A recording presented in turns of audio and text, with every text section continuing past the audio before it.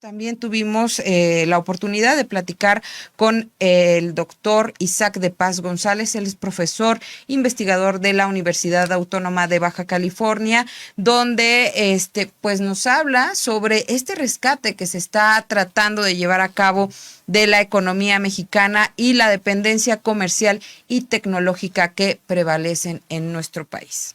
Sobre todo la dependencia comercial en el ramo de muchos bienes y servicios, pero estratégicamente tenemos una gravísima dependencia tecnológica, sobre todo en el ámbito de las telecomunicaciones, en el automotriz, en los electrodomésticos y en el consumo de diversos productos de uso corriente, es decir, todo importamos. Esa parte del neoliberalismo que inhibió el crecimiento, el desarrollo de empresas nacionales y de cómo se desmontaron grandes empresas del Estado que favorecieron a empresas corporativas, pues sobre todo de Estados Unidos, pero también de otras partes del mundo. Esa gran dependencia tecnológica, desde mi punto de vista, es digamos, una de las más grandes y de la que nos cuesta mucho trabajo ir saliendo adelante porque no tenemos las fortalezas de producción tecnológica que ellos tienen y muy poco se preocupa el Estado mexicano, o por lo menos hasta antes del presidente López Obrador, no se había preocupado el Estado mexicano de reorganizar la independencia económica, es decir, de separar al poder político del económico. Y en ese sentido creo que los pasos que ha dado la Cuarta Transformación y ya este periodo presidencial, generando quebrantando más bien esa dependencia energética de la que también todavía padecemos mucho con Estados Unidos, han sido positivos. Ese aspecto me parece a mí uno de los más relevantes y de los, digamos, de los menos estudiados también. Por Pues ahí está Isaac de Paz, profesor investigador de la Universidad Autónoma de Baja California, pues hablando sobre esta dependencia que se ha centrado en este primer corte en la cuestión también tecnológica, algo que muchas veces se deja de largo, en el sentido de que en un mundo interconectado, globalizado, donde las tecnologías de la comunicación, de la información han adquirido gran relevancia, pues no estar digamos que con una tecnología capaz de también soportar este tipo de situaciones, pues nos coloca en una situación de vulnerabilidad. ¿Qué pasaría si es que México no desarrolla también pronto una tecnología capaz? Pues no digamos que de sustituir, porque también eso sería imposible, no hay países que estén buscando sustituir tecnologías, pero sí por lo menos capacidad de generar tecnologías compatibles para prever cualquier tipo de presión que se pudiera ejercer por medios tecnológicos. Y en este segundo corte, Isaac de Paz nos habla sobre pues la dependencia alimentaria, algo que es básico y que ha sido uno de los primeros, de las primeras, podemos decir que de los primeros frentes que ha abierto el gobierno de la República, ha dicho para recuperar soberanía, es decir, primero el sector alimentario. Veamos. También tenemos pues la dependencia alimentaria. El Tratado de Libre Comercio desmontó la poquita infraestructura que había del campo mexicano y los pocos programas sociales que existían, y también la infraestructura que comercializaba algunos productos en aquel entonces, en los 80s y en los 90s. Entonces, esta nueva política de los precios de garantía, de apoyar a los pequeños productores, con ciertos insumos, pero sobre todo con abono, y esta nueva política de crear, o más bien tratar de rescatar las plantas productoras de abono en diversas partes del país, creo que es un punto muy de avanzada del presidente, porque en el mundo, si algo está en boga es la soberanía alimentaria, la autosuficiencia alimentaria, que incluso ayuda a reducir los problemas que suscita el cambio climático, porque pues volvemos a lo local. Entonces, esas dos cuestiones tecnológica, comercial, perdón, tres, tecnológica, comercial y alimentaria, son las que nos debilitan mucho frente a Estados Unidos, pero también es claro que este gobierno está tratando de incidir, tratando de regenerar nuevas cadenas de producción 100% mexicanas y qué mejor que controladas por el Estado. Y el profesor investigador de la Universidad Autónoma de Baja California nos hace un análisis sobre las reformas que intentan regenerar la producción energética y las áreas estratégicas del país. El presidente, con las reformas constitucionales de 2019, intentan reorganizar la producción energética de México, rescatar lo mucho bueno que había en el artículo 27 y 28 constitucionales, que siempre establecieron como áreas estratégicas la energía, los hidrocarburos y los minerales, que incluso los minerales incluyen pues toda la minería. Eso es algo que digamos que es otro aspecto de la dependencia energética. Pero esta nueva política de no darles contratos a grandes empresas, de fortalecer a la industria nacional del petróleo, a Pemex, de tratar de recuperar la petroquímica básica, la petroquímica secundaria, de reorganizar el transporte de los hidrocarburos, la venta, la distribución, de acabar con el saqueo legal e ilegal de la gasolina en todos los ductos, de esa política preventiva para evitar hechos criminales en los gasoductos, comúnmente conocido como huachicoleo, pues creo que ha significado unas piedras angulares para reorganizar la distribución energética y evitar sobre todo, y lo hemos notado, todos nos hemos visto favorecidos, el crecimiento abrupto del precio de las gasolinas. Iban creciendo de manera ascendente, imparable en los últimos sexenios. Y curiosamente en este sexenio se estabilizan. ¿Por qué? Porque hay una buena política, una política que provoca estabilidad, una política de control de precios, una política que trata de ganar independencia económica.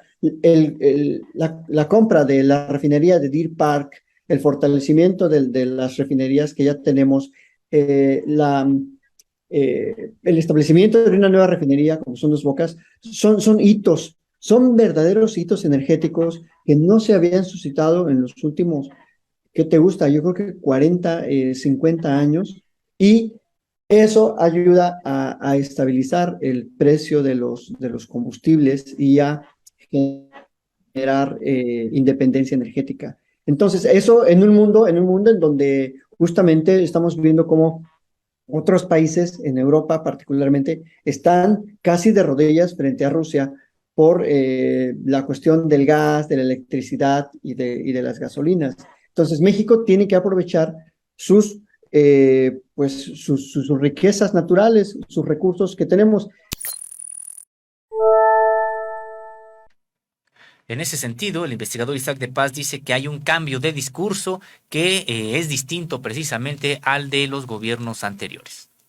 Y sí es un cambio muy notorio de discurso, Erika, que este presidente, esta 4T, pretende recuperar esa soberanía en todos los aspectos de nuestros bienes nacionales, que son una bendición de la naturaleza, que estamos en un país que tiene petróleo, que tiene oro, que tiene plata, que tiene, y que además se están descubriendo más yacimientos nuevos de petróleo. Frente al discurso del sexenio pasado, por ejemplo, que había dicho que Pemex ya había muerto, que ya la gallina de los huevos de oro ya se había terminado, que ya no había nuevas sondas petrolíferas, que ya no había ningún yacimiento. Es decir, nos estaban engañando diciendo que ya no había nada, cuando, curiosamente, pues cada año se descubren nuevos yacimientos o se redescubren otros que no se habían explorado.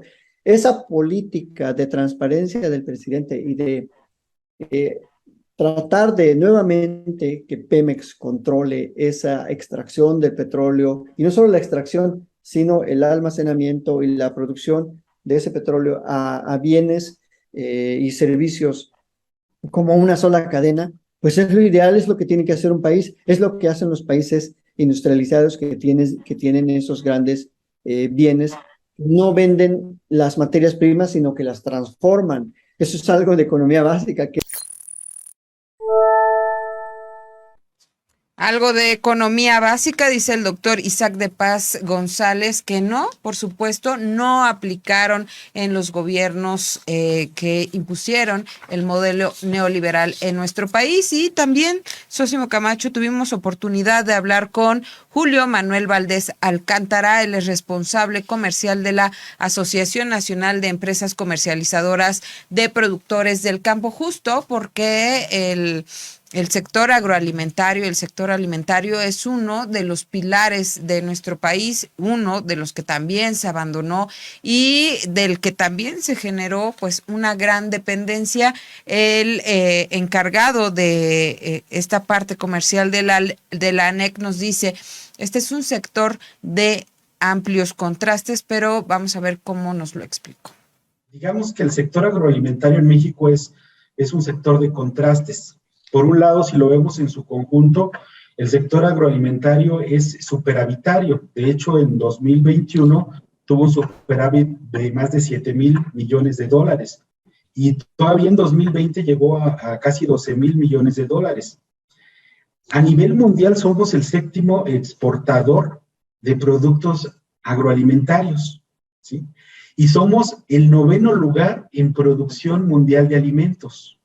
Entonces, si vemos al sector en su conjunto, pues todo parecería indicar que estamos, y de hecho es un sector muy exitoso, ¿no? De hecho, en toda la parte de la pandemia, pues un sector que siguió creciendo y año por año ha venido creciendo. Sin embargo, digo que es un sector de contrastes porque si bien tenemos todos esta parte buena de superávit y de mucha producción, por ejemplo, el superávit se lo debemos principalmente a cerveza, exportamos cerveza, tomate, tequila, aguacate, fresa, pimiento, frambuesas, zarzamoras, arándanos, pepinos, todo lo que son verduras. Pero por otro lado tenemos una fracción sobre todo lo que es granos y oleaginosas, donde tenemos una alta dependencia y donde somos todo lo contrario, totalmente importadores. Interesante lo que te comentó Erika Ramírez, lo que te comentó Julio Manuel Valdés Alcántara, el responsable comercial de la ANEC, y pues señalar estos contrastes a los que él ya se refiere, pues muchos de este superávit en el campo mexicano es sí a estos sectores, pero también a que se trata de grupos agroempresariales que incluso exportan a Estados Unidos este tipo de productos. Algunos son empresas realmente internacionales, transnacionales, como en el caso de la cerveza, pero que no reflejan lo que realmente está ocurriendo en el campo mexicano. Para darnos un ejemplo de lo que sí realmente lo refleja, pues el mismo Juan Manuel Valdés Alcántara nos habla de los efectos del neoliberalismo en una de las plantas más importantes del continente americano y particularmente de México, el maíz. Esta política que se implementó a partir del Tratado de Libre Comercio se enfocó precisamente en esto, o sea, en tomar aquellos productos con mayor valor económico, con mayor potencial. Fue lo que se invirtió en todos los últimos años. O sea, el resultado de eso es lo a costa de otro sector donde estamos teniendo un atraso considerable, ¿no? Entonces, por ejemplo, el caso de maíz, que a lo mejor es uno de los más representativos, más o menos estamos consumiendo 47 millones de toneladas al año. De esas producimos solo entre 26 y 27 millones, por lo que estamos importando alrededor de 17, 18 millones y aumentando, ¿sí? Eso nos lleva a que tenemos una dependencia del 38% en el caso de maíz. Y generalmente no es mucho problema, sin embargo, cuando se presentan condiciones del mercado como las que estamos viviendo ahora, pues pasamos de tener una tonelada de maíz hace todavía creo que 3 años, en alrededor de 4,000 pesos la tonelada, ahora estar teniendo, ahorita en este momento del año podemos llegar a encontrar maíces de más de 8,000, 9,000 pesos la tonelada, ¿no? Entonces, ahí es donde ya esta ventaja de ser superavitario, pues empieza a cobrar su precio, porque a final de cuentas el maíz, por el valor que tiene en México, tanto cultural como en la alimentación de los mexicanos, pues termina afectando ¿cómo se llama? A los sectores de la población pues más necesitados, ¿no? Y justamente con respecto a esta información del superávit, revisamos, Sósimo Camacho, el informe de expectativas agroalimentarias a agosto de este año, un informe que es elaborado en conjunto con la SADER, indica que el país por octavo año consecutivo registró hasta junio pasado la balanza comercial agropecuaria y agroindustrial un superávit de 4.758 millones de dólares. En términos monetarios, en los primeros 6 meses de 2022, señala, es el quinto mayor saldo positivo, esto en 28 años. Sin embargo, en el primer semestre de 2022, el saldo positivo disminuyó 168 millones de dólares, un 3.4% en comparación con el mismo periodo de 2021, debido al mayor aumento de las importaciones de 3.470 millones de dólares, un poco lo que nos explica Julio Manuel Valdés Alcántara, responsable comercial de la ANEC. Y en pantalla podemos ver, si nos apoyan nuestros compañeros en la producción, esta tabla donde se muestra el superávit agroalimentario que tenemos, en donde podemos ver que la cerveza, justamente, y ya lo había mencionado también el presidente Andrés Manuel López Obrador, encabeza esta superávit de comercial en la balanza agropecuaria. También vemos por ahí el tequila y el mezcal, los productos de panadería, el azúcar y los artículos de confitería sin cacao, varios otros que ya nos ha comentado nuestro entrevistado Julio Manuel Valdés Alcántara. ¿Y qué te parece si seguimos con esta entrevista que tuvimos oportunidad de hacerle, en donde nos explica que también los fertilizantes y las semillas son unas de los principales temas del campo que se abandonaron durante el periodo neoliberal? Sí, definitivamente los fertilizantes hay una dependencia enorme, todo lo que son los nitrogenados, los fosforados. De hecho, ya desde hace años se dejó de producir. Aquí en México se producían nitrogenados, había unas plantas donde se producía, se dejó de producir, y pues se generó una dependencia pues total y absoluta de la producción, internacional. De hecho, todavía este año todavía quedaba por ahí, el año pasado quedaba todavía una planta por ahí de producción de nitrógeno, de nitrogenados, pero pues con el incremento de los precios del petróleo y del gas natural, pues prácticamente ya les resultó no redituable, ¿no? Entonces estamos dependiendo casi en su totalidad. De semillas pasa lo mismo, y también tenemos otros productos, ¿no? Por ejemplo, el trigo harinero. En el caso del trigo harinero, estamos consumiendo alrededor de 6.7 millones de toneladas y producimos 1.4. Entonces, estamos importando 5.14 millones, que representan el 76%. O sea, tenemos una dependencia del 76% en el caso del trigo harinero. No pasa lo mismo con un tipo de trigo, es el trigo cristalino. De ese incluso estamos exportando, pero el caso del trigo harinero, pues ese tenemos ese problema. Otro problema, otro producto muy claro es el arroz.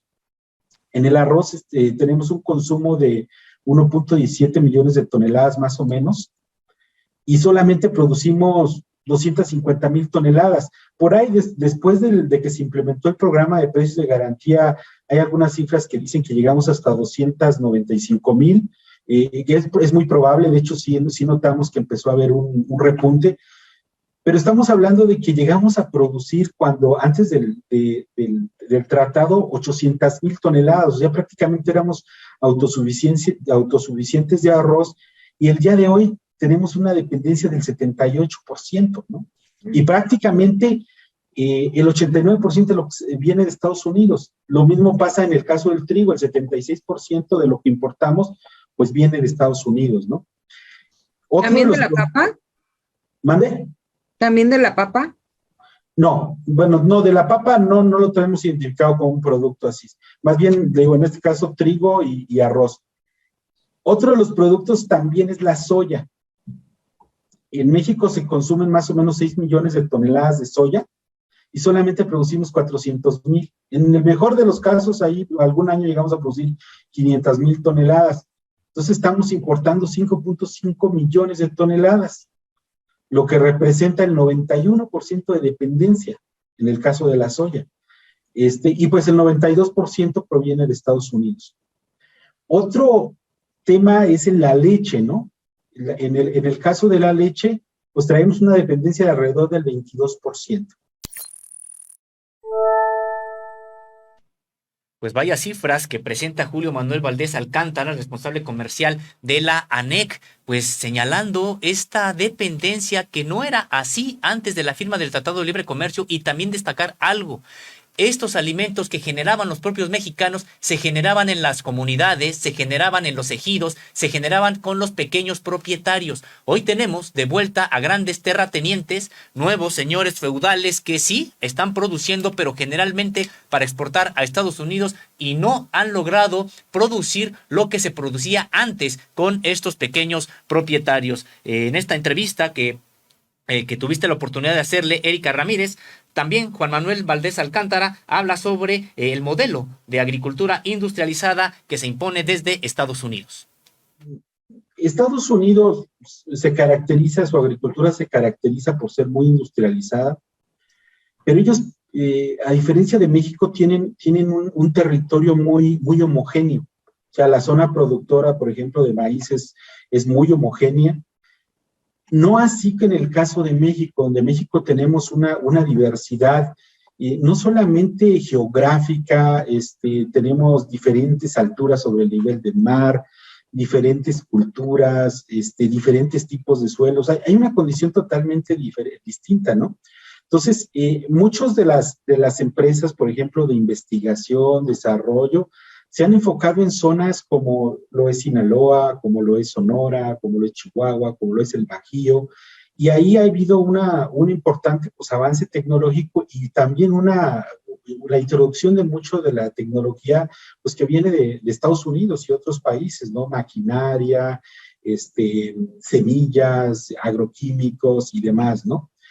Sin embargo, hay zonas donde notamos la ausencia de esto, ¿no? O sea, por ejemplo, valles altos, hay muy pocas semillas desarrolladas, en algunas, sobre todo lo que es ya sur, sureste, hay muy poco desarrollo de esta parte, y pues yo creo que eso también es una de las razones por las que pues tampoco hemos avanzado en la producción de estos productos, ¿no? La mayoría de la tecnología que se está implementando y desarrollando es por empresas privadas y pues obviamente pues ellas están optando por tomar las zonas donde pues les es más redituable, ¿no? Y muchas de estas empresas pues son de origen de Estados Unidos y con tecnología de ellos, ¿no? Entonces definitivamente hay una dependencia enorme también en ese aspecto.